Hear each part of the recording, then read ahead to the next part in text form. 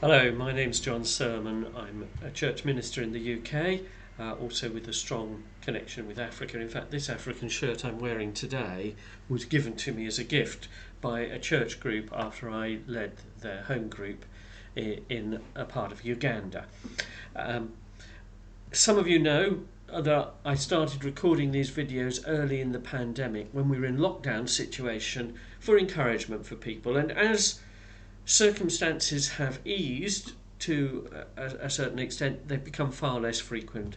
I was at one time doing them every single day. But I still want to keep encouraging people in our current situation. And it's not always easy to see where encouragement can come from in circumstances where we know the world is in a mess.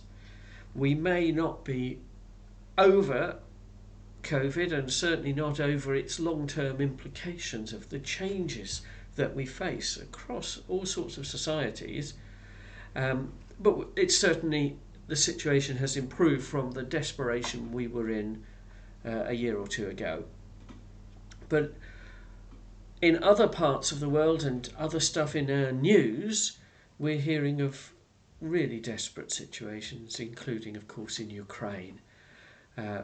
We in our church and all the churches continue praying for the situation there, and at the moment my wife and I are in the process of exploring the possibility of receiving Ukrainian refugees in our home.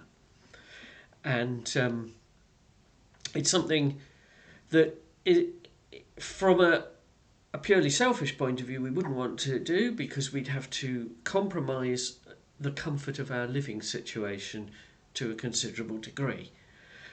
But the genuine sense of compassion for the people displaced by this awful war overcomes that and makes us want to do it.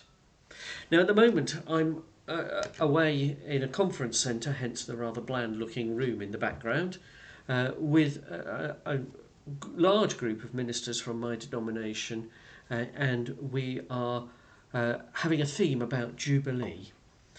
And of course, we first think of the Queen's Jubilee when that word comes up, because that's the term we use for the 70 years since her accession to the throne. And in churches across the country and communities generally, and town councils and others making organisations, celebrations of the Queen's Jubilee are in full preparation, because it's only a very few weeks away now. The actual weekend of the Jubilee falls on the day of Pentecost, where we mark the day after Jesus had been killed, had come to life again, had returned to heaven, and he said, I'm going to send you another comforter to be with you forever, the Holy Spirit. And the day of Pentecost was when those first believers were filled with the Holy Spirit and empowered for action. And in the church we celebrate that as well. But it's also Jubilee from the point of view of my denomination, the United Reformed Church, that it's 50 years since we were formed by initially the coming together of the Congregational churches and Presbyterian churches in England and Wales. And so that theme of Jubilee is pervading at the moment, both in the church and in society as a whole, with the Queen's Jubilee.